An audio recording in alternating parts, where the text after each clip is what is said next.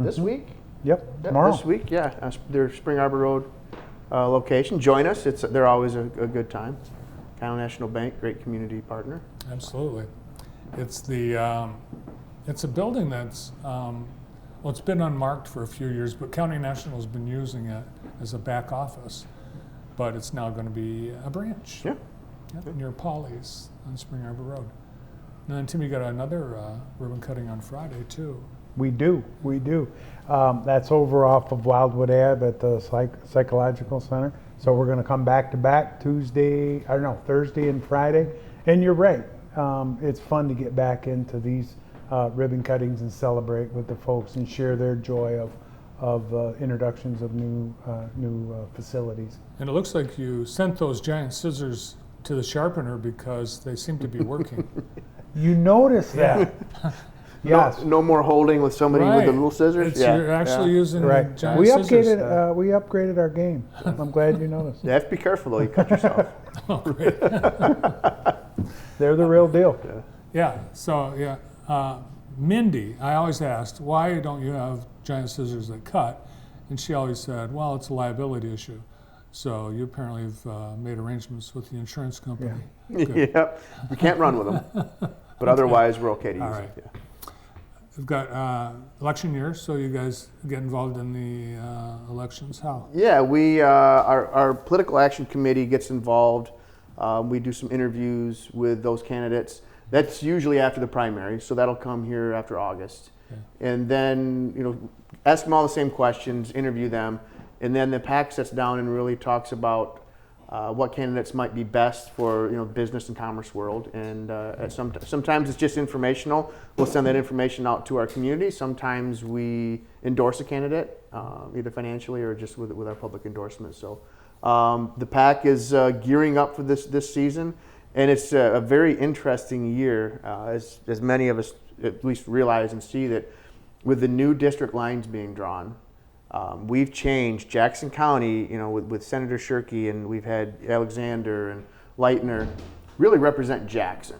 Well, Jackson's been cut up a lot, so now we're going to have representation with folks either from outside of Jackson, or they're going to have to spread their wings a little bit and represent the communities around us. So we really want to educate our membership and our community on the changes in those areas. It doesn't really change where you vote, but it might change who you're voting for. So we're educating the folks on that, and we're having an event. We're having a Rise and Shine June 15th. July 15th. I'm sorry, July 15th. June 15th would have been a couple weeks ago. Where we're actually inviting all the candidates as well. We obviously have some new candidates in our district. So prior to the primary, we're going to invite them all to an event so folks can just come meet them, get firsthand knowledge, and maybe ask their own questions. Yeah, people are going to go to vote in the August primary. They're going to see names of people they've never heard of. Mm-hmm. Yeah, unfortunately. They are. And they're going to see numbers that they've never seen before. Yeah. They're going to say, wait a minute, there used to be one person representing, now there's two different races. So, the state Senate seat was just one, Senator Shirkey. Now it's two different districts. So what's up with that? So, as Craig said, this is really going to be I think, a prize winner to educate the folks in a very informal, soft-spoken way about what's happening, and importantly, what part of the whole is Jackson. So Jackson is now sharing the same voice as the person down in Berrien Springs, or the person in Ann Arbor for various races. So there's some dramatic changes. It isn't business as usual. It will be a very informative, informal day and opportunity, as Craig said, to meet all the candidates before the primary. And you hit on it a little bit. We're going to see some new faces. Julie Alexander is not running for anything at this point. Senator Shirkey's not running. So you think about these new lines, and you think, but the Senate seat, for example, is no longer kind of one senator for pretty much Jackson. That seat is split between two. One of them goes all the way through Washington County to north of Ann Arbor. So it's going to be a new way legislatively for us to work, to know that we're working with somebody maybe from, one of the candidates, she's from north of Ann Arbor. Obviously not knowing Jackson as well, someone like Senator Shirkey, being from here, growing up here, and being a part of this community. So it is going to be a new nuance with some new faces, whoever wins. And then some new districts where they're going to be representing some different folks, not just what we're used to. So, as Tim said, we're looking forward to that Rise and Shine. Very informal, but I think very educational as well. Yeah, there are 4 pages of names running in the August primary for Jackson County, and we would love to have guests that are candidates before the primary, but because for a number of reasons, primarily the large number of candidates, we are going to wait to have our candidate interviews for the November general election. So it's just not. Yeah. It wouldn't be fair to get right. Yeah. And to that point, Bart, for just the excuse me, the state rep, state senator, and Congress, there's 22 different candidates just for those races. So that's a wise strategy, I think, on your part. Yeah. So it's up to you to learn about these candidates before the August primary. A month away. Wow. Yeah. It's going to be interesting times. That's okay. Other things happening, we've got Live at the Lab. I think that's the next. Yeah, that's coming up. We're trying to revamp the Live at the Lab. Live at the Lab is over at the Lean Rocket Lab. Great. If you don't know anything about that group and what they do, you should learn about it.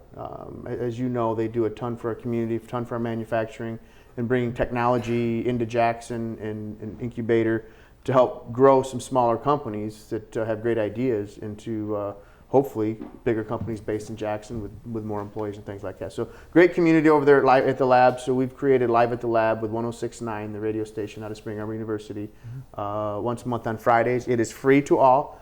You don't have to be a chamber member to join us. It's free coffee from the Fortress.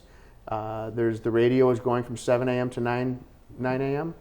So some of our guests get interviewed on the radio, but it's just a nice networking kind of collective event. So a little early for some folks. My wife doesn't like to join us at 7 a.m., but if you're up, it's well worth the time to spend with some of our local business leaders. Well, if they can't make it in person, they can tune in. Yeah, absolutely. Yeah.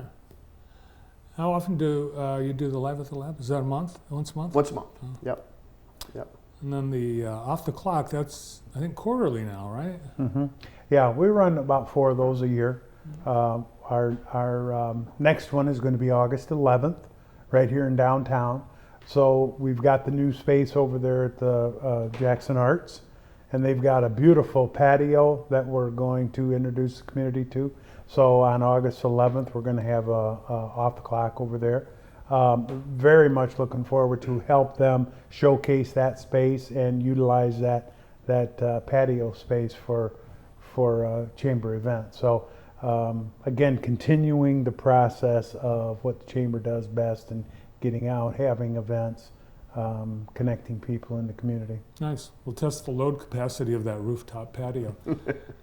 It's awesome. It's beautiful. And it was envisioned when the Bright Walls Year 2 painted murals on that building, because there's a mural that you can only see when you're on that patio.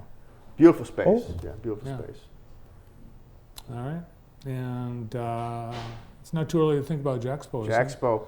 That's really our next big event, kind of one of our major pillars. So 80, how many booths are we looking to have this year? We'll be north of 80. Yeah. Great for the community, great for the businesses.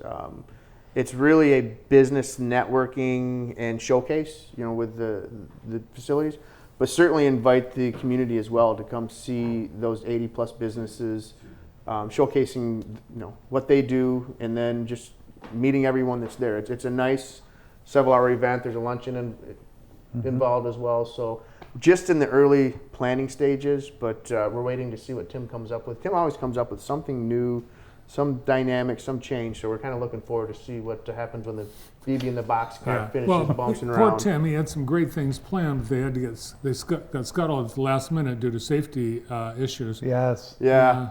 Are we going to try to bring that one back? Yes. Excellent. It's happening. Yeah.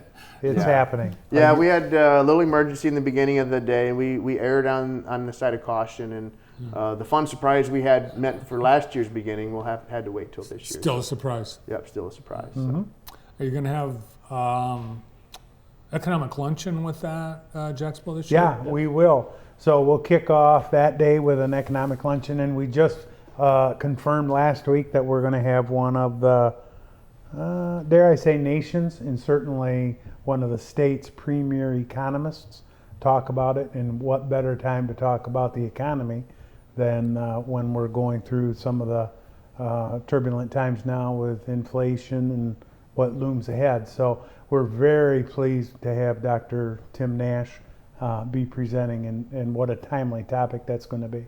See the guy that was here before? Not to my knowledge. No, that's not, last year we had the bow tie economist. Yeah.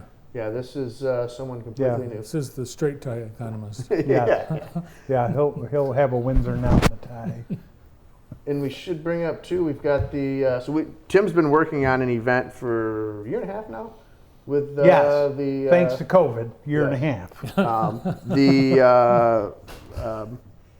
I want to say coffee with a convict, but that's not the Yep. right term of Yep. what, that's not the name we're going to call it. No, it's not. But there's a gentleman who has done some not so great things in his life, but he's embezzled and gone through prison, and now he's out. He's written a book and trying to help the community understand how an embezzler thinks and how they get away with things. So working on, again, how that develops and exactly what that looks like. Is it a panel discussion, or is it just a discussion with this gentleman? But we're kind of excited about that one as well. A topic that isn't really top of mind until it happens to you.